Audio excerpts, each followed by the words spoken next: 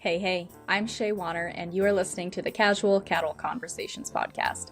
Whether you are a seasoned rancher or just curious about the cattle world, this podcast dives into the stories, science, and strategies shaping the future of ranching.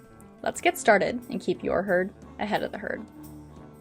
Folks, today we are visiting with Arlie Reeves about the Wagyu cattle breed. Arlie and her family have been raising this breed since the early 90s, and she is going to talk about what draws ranchers to this breed specifically, as well as what ranchers need to know before raising these cattle, and what draws consumers to Wagyu beef. This is an interesting and informative conversation to listen to regardless of what breed of cattle you raise or prefer. So with that, let's visit with Arlie. Grazing without limits and ranching without boundaries. Unlock the full potential of every acre with SenseHub Fence, the smarter way to manage your cattle herd. Cut costs, conserve resources, control grazing across even the toughest terrain with virtual fencing that combines real-time herd data with powerful, hands-off precision. Profit, sustainability, and efficiency, all in one system. SenseHub Vents puts smarter grazing at your fingertips, saving you time, effort, and money compared to traditional fencing. Ready to transform your ranch? Learn more at ventsfence.com, and that link is in the show notes. Arlie, it is a pleasure to have you on the podcast and see you again. I wish we were seeing each other in person again, like when we met in July, because I know that was a lot of fun, and hopefully we can get together at another Trailblazer event soon, but thank you for hopping on the podcast, and I'm excited to share your story and hear your perspective on Wagyu. Thank you for having me on. I'm happy to be here. So before we dive into all of that, help the listeners get to know you a little bit by sharing why you bet on the beef industry. It's a great question, Shaye. When I think about that question, I think about what is the world going to look like in the future? And by 2050, the world is expected to reach a population of nearly 10 billion people. And food production is going to have to increase somewhere around 50 to 60% of what it is now and today. So what does that mean for the beef industry, and why do I invest in my future in the beef industry? Is because the beef industry plays a key role in being a high quality protein for a growing world population, and it's truly an honor to be part of the community that does grow such an incredible protein for all of us to enjoy. Absolutely. What a great reason to bet on the beef industry. So, Arlie, the topic of today is we're going to kind of talk a little bit about your experiences raising Wagyu and kind of the topic of Wagyu, just because it's Wagyu beef seems to be a little bit more in demand or talked about more, certainly might be the better way to put it, especially on social media. I mean, I know I had a business coach one time and she's not connected to agriculture at all, but when she went out to eat, that is absolutely what she wanted, and she talked about it all the time. So before we dive more into that, tell me a little bit about why you and your family choose to raise this breed of cattle. Sure. So my family, they were a small commercial cattle operation when I was younger. And it's an interesting story because my dad actually in the 1980s had the opportunity to go to Japan as a researcher through Washington State University. And so he was part of a research team that went to Japan to learn about the Japanese beef market because tariffs were coming off beef. And basically the US was positioning to send beef to Japan as a customer. And so they were going to learn more about the consumers in Japan and what type of beef we should be developing to try and send to Japan when the tariffs were raised. And so through that experience, they discovered Wagyu beef there and just found the beef to be incredible. It's a highly marbled product. And when they came back to the States, they thought, let's figure out how we can get these cattle over here to produce, a Wagyu product that we can send back to Japan was the original goal. And so my family was involved in the early years. We maintained the oldest continually active member in the American Wagyu Association. And so it was through that experience that my parents were involved in that we were introduced to Wagyu in a time when no one else really knew what Wagyu meant. And so we registered our first Wagyu animal in 1990. And from there, we converted our small commercial herd over to Wagyu because we figured, and my dad at the time was very impressed by the Wagyu carcasses that he saw in Japan. And he figured if people were going to listen to him, he better raise those cattle himself. So we started raising Wagyu in the early 90s. And the cattle themselves were heavily criticized because folks that are in the cattle industry already look for bigger framed, bigger boned, bigger muscled cattle. And the Wagyu are more of a smaller framed, skinnier, so to speak, looking animal. They're not as impressive to a cattleman as some of the other continental breeds. And so it was a really hard sell in the 90s to convince anyone that Wagyu was worth investing in. But my family really believed in the outcome of the product and the high marbling that these cattle produce. Also, there's calving ease that the Wagyu are known for, and they're just a great breed of cattle. So that's how we got into the business. And so we've been raising Wagyu, only Wagyu cattle for the last 35 years. Awesome. That's a neat story. And so I'm curious, and I know this happened when you're growing up and is partly your parents' story too, but do you know when they first started introducing those genetics, did they start crossbreeding into what you guys already had, or did they just completely purchase those new genetics and slowly start building on that side and phasing out of what was already there? Great question. There were actually 4 Wagyu bulls imported to the US in the 1970s. And I think that was done somewhat off the record. And so there were 4 of those bulls in the 70s where folks bought semen, and that's something that my family did. And so initially, we were crossbreeding with our commercial herd. So buying that semen and starting with an F1 cross. In the 90s, there were about over 200 head of cattle that were brought in from Japan, 100% Wagyu. And it was a really expensive breed to get into at the time. And so my family started out crossbreeding and eventually grew our tiny herd because at the time, and still today, Wagyu can come at a top dollar price. So started out with a crossbreeding effort, and then eventually were able to purchase some 100% full blood Wagyu as well. Okay. So today, can you explain a little bit more about the primary forms and methods your family is marketing these genetics? Is it primarily as beef to the consumer? Are you selling breeding stock? Or explain that to those listening. Sure. I think initially and I give credit to my parents who started this off, and it's just the privilege to be able to work with them now. But initially the vision was the Wagyu was meant to be a breed that influenced crossbred products, so to speak. So an F1 product. And we started working in the 90s with large commercial operations, predominantly Angus operations, where they would breed their heifers to our Wagyu bulls. And then their calves would go on to a Wagyu beef producer, essentially to feed out, and then end up as a Wagyu product. And that worked out really well because commercial operations are always looking for good heifer bulls for their first time heifers, and the Wagyu make a great heifer bull. You're going to get easy calving, and then ideally you're going to get a higher marbling product, so a premium when you go to sell those calves. So that's how our main business started, is working with those larger operations. In the 90s, we would buy the calves back from those producers and then sell on to a feeder.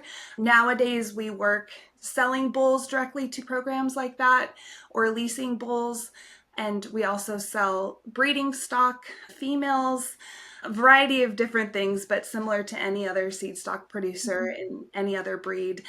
And then we've always had a small meat program, but meat has never been our main focus just because, like most producers, it's difficult to find local processors that will do what we need them to do as far as cutting out specialty cuts on a premium carcass.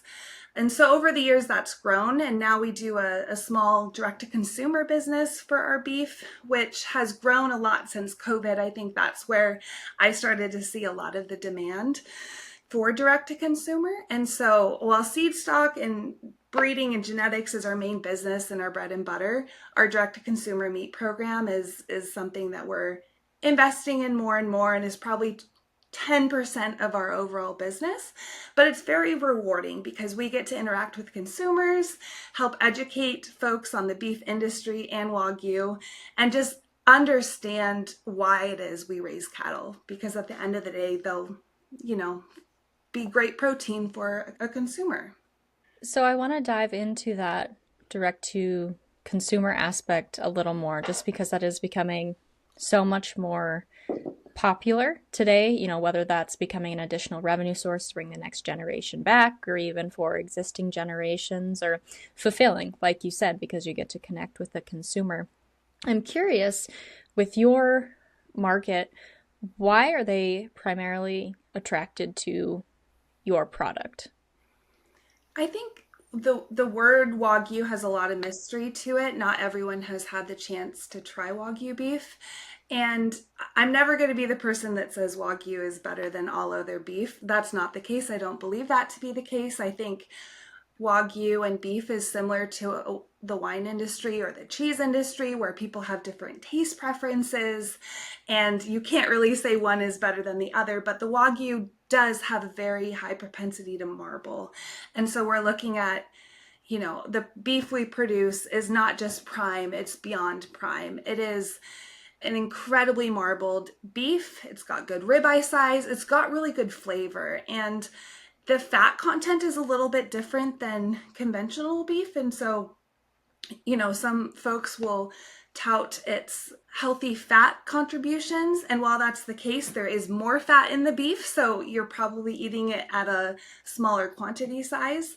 But folks are coming and reaching out to us about our Wagyu beef because it is a prime product. It is a beyond prime product, and it does have an incredible taste behind it. Not only that, though, I think there's the element of folks know where their beef is coming from. And that's the case for any of us doing direct to consumer.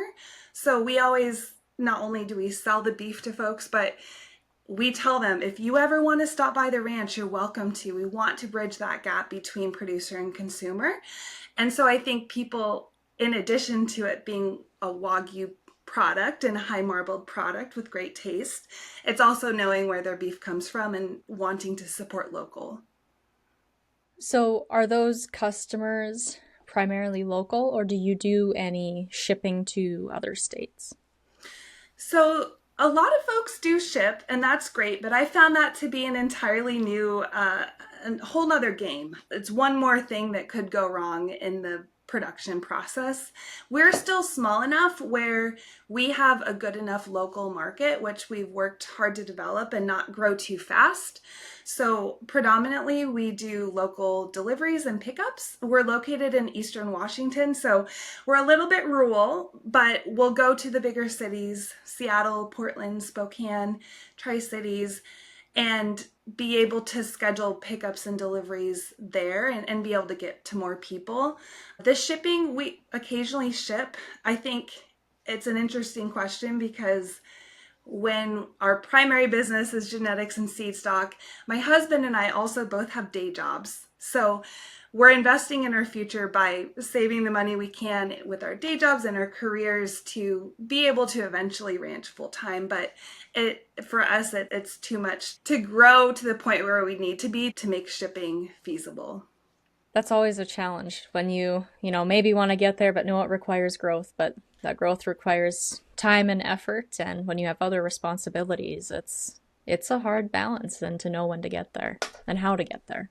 Yes.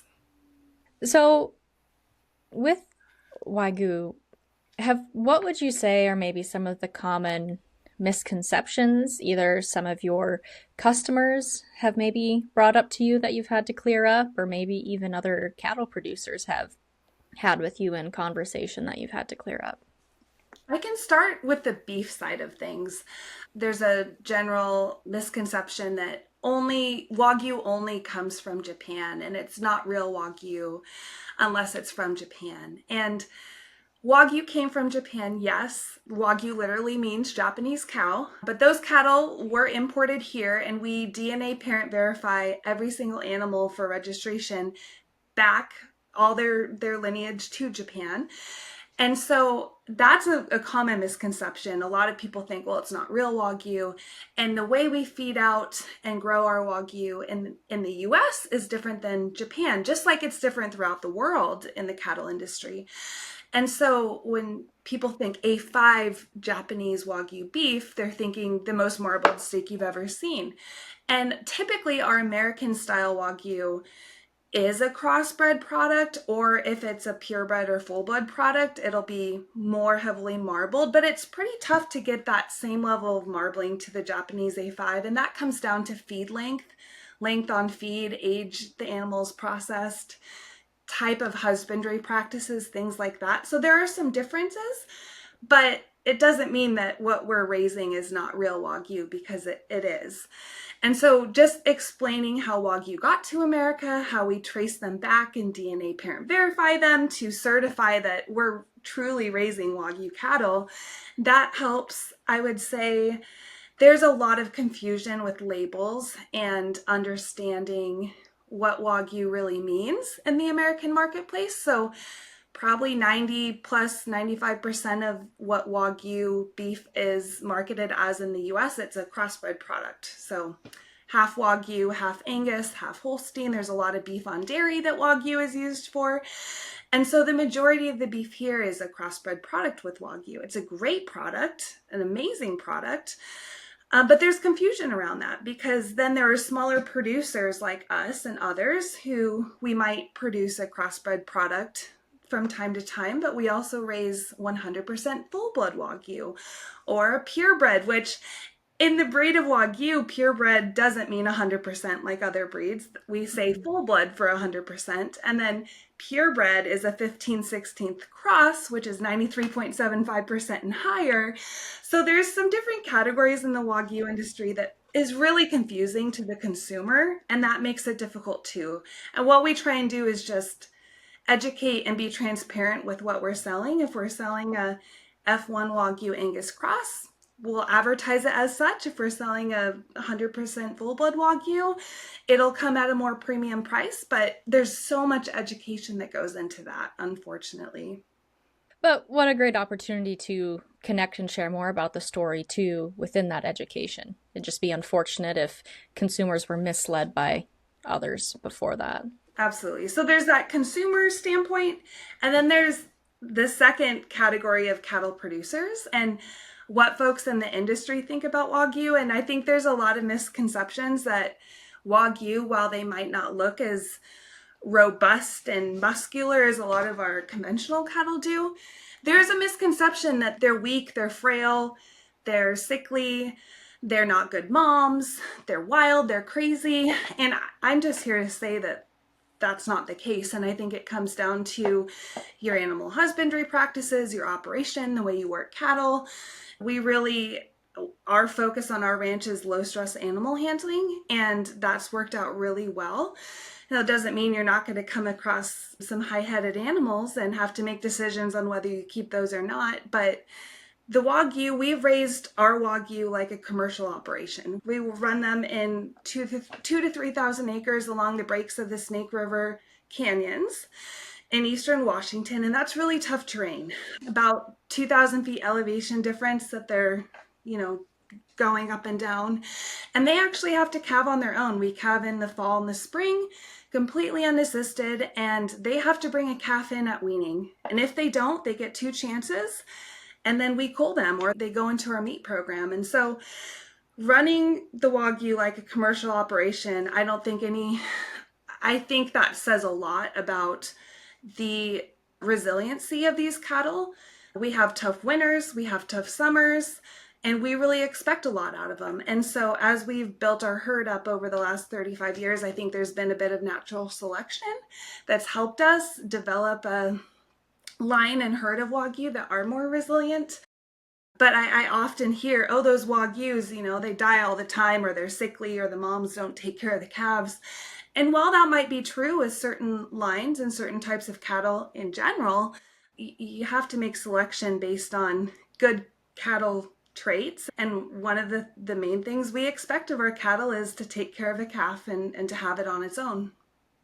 I'm glad you brought that up. I mean, each breed definitely has its own strengths and weaknesses overall, but like you said, it's how producers are selecting for what they're keeping and culling. I mean, with any breed, you can get some that are high headed. With any breed, you can get some that aren't good moms. I mean, it just depends. So everything has their strengths and weaknesses, but there are good ones and bad ones in each breed as well. Exactly, exactly. So, what advice would you give to other ranchers if they were considering getting into this breed and making that transition? What are some questions they should ask themselves, or maybe some things they need to consider to make sure that they are prepared for that transition? I think it comes down to understanding that the cattle industry as a whole is not a get rich quick business model. It's a long game, and if played right and done right, it could be very rewarding. But at the end of the day, most of us love what we do, but we're also trying to run a business, and we have to remain profitable and sustainable to keep doing what we're doing as a family. And so just knowing that it's like anything else, you can't get in quickly and often make a lot of money right away. It's something that takes time, whether you're going the genetics route or the beef route. As you know, by the time you breed a cow and the gestation, the calf is born, the calf is raised, how long it's on feed, it takes a couple years to get on a plate and to bring that return on investment. And so understanding those metrics, and like you said, there's pros and cons to all breeds. And while the Wagyu have amazing advantages for their marbling and their carcass traits and calving ease, they do require being fed out longer than conventional cattle. And so when we're talking feed times, if it's a Wagyu cross animal, a lot of folks are feeding out from 25 to 30 months of age. And so that's a lot of time they're invested in feed and in that animal before you get a return. When we're looking at a higher percentage Wagyu animal, we're looking at even over 30 to 36 months even feeding out those animals. So that's a lot of time to wait for money to come back. So you have to be smart in how you make those investments. And for folks starting out, growing slowly is the best way to go, because cattle cycles, as you know, are up and down and kind of go on a 10-year cycle. And so depending on when you start, you just got to be able to ride out the tough times, and in the good times you have to invest wisely in your business. But I would say talking to as many people as you can. There's a lot of producers out there that are very willing to share what they're doing, and every part of the country is a little bit different. So what we do in the Pacific Northwest is going to be different than the South in some regard. But there's also transferable advice that you can get from any area. So talking to as many people, getting as much advice as possible, and going into things slow, I think would be my best form of advice. But it is really rewarding to be part of the Wagyu industry and the beef industry as a whole.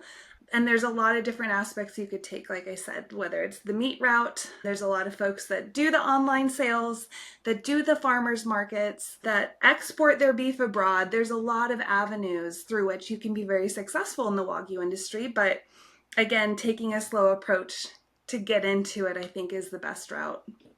So, that 25 to 30 months, is that on a grain finish diet? Yes, usually the sooner you start Wagyu or any cattle on feed, the better off their marbling potential is. And so in our program, we're putting animals on feed that we know are going into our meat program. And typically the ones in our meat program are the ones that don't quite cut it for our genetics program, right? So we're putting them on feed anywhere from just after weaning to yearling. And then we'll take them all the way to 30 months is kind of our ideal time frame. But yes, grain finish. There are some folks that do a grass-fed product in Wagyu, which is still an amazing product. It could sometimes take longer, but people do different things. They'll feed them into 36 months for a grass-fed product, but predominantly I'd say the industry's dominated by the grain finish, just because that allows the Wagyu to reach their full genetic potential for marbling. Well, and that's kind of what I thought just because of marbling being so high like that, but I was just curious because I know people talk about that with grass finished, how that takes longer. So when you were talking about how long it was taking, I was just curious exactly, what route you were taking there. Now, are you guys a part of any groups or co-ops or anything like that you lean on for resources outside of like the American Wagyu Association or anything like that?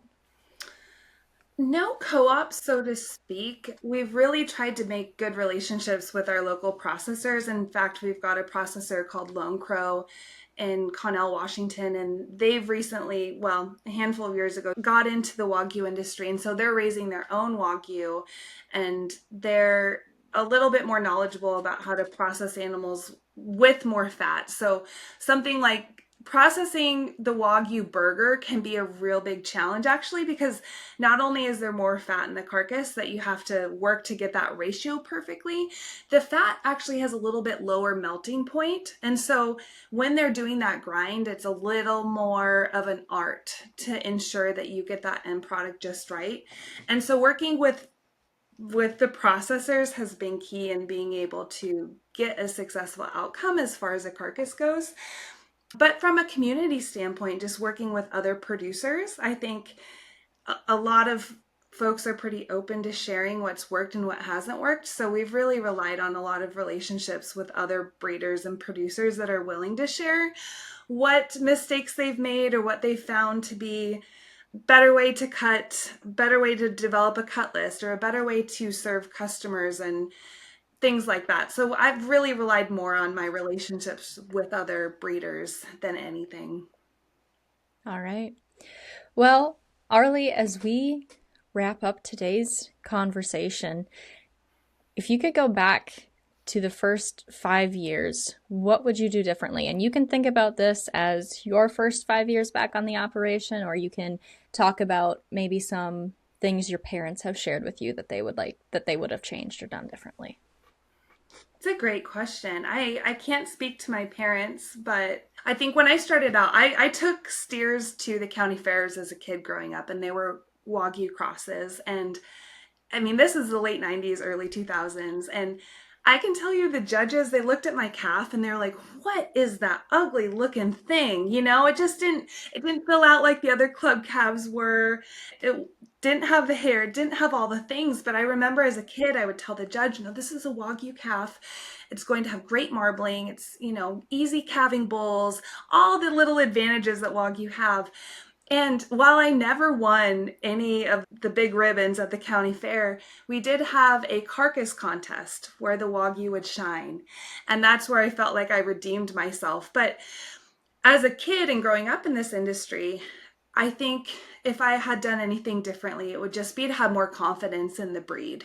And just because, I would go to a cattle event and unfortunately, I would encounter people that would say, why do you even raise those ugly looking Wagyu? They're just, you're wasting your time. This is like the emu fad and whatnot. And I think I let it get to me a little bit where I was like, I'm not sure I truly believe in this. And so if I went back in time, I would say, no, believe in it, follow your heart, believe in what you're seeing in front of you, and have the confidence, because just because other people don't see that value doesn't mean it's really there. And so I encourage people not to be dissuaded by folks that are too negative about Wagyu or about any other breed. There's advantages to all of them. So that would be if I could go back, I would just believe in myself more and have more confidence in the breed, because as I have that confidence today, I just wish I had more of it before. What a great message to share. Arlie, where can people reach you if they want to connect?